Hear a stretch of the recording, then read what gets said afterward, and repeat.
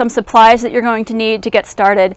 You need to have a seed starting mix. Now, there's a lot of different potting soil available out there, and you really want to find something that says seed starting on it. It's going to be a much finer texture.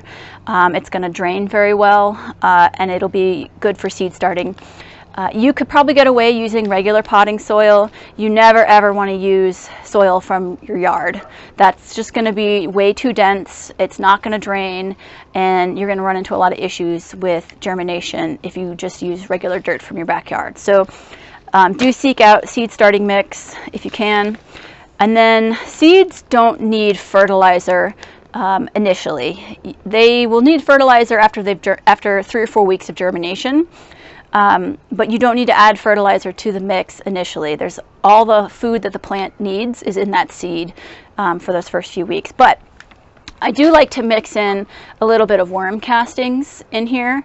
I feel like it brings some good nutrition for when the plants need it, and it also, I think, inoculates the seed starting mix with some good bacteria usually.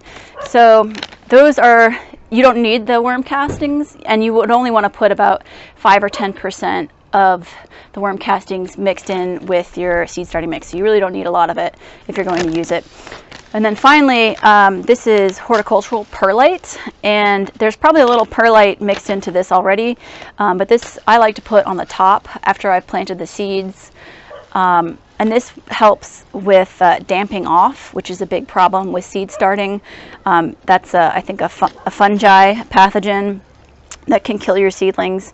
And perlite, I'm not sure how it does it, but it's supposed to help prevent damping off in your seedlings. So this you can probably get at a specialty garden store, but it's not necessary. I just like to have it to help protect against damping off. So that's all the equipment that you need.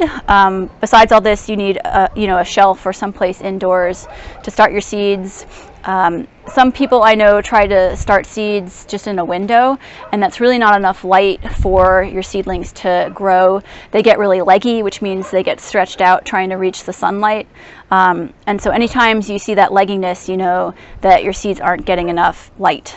So I really recommend investing in shop lights and some kind of shelf structure to hold them in.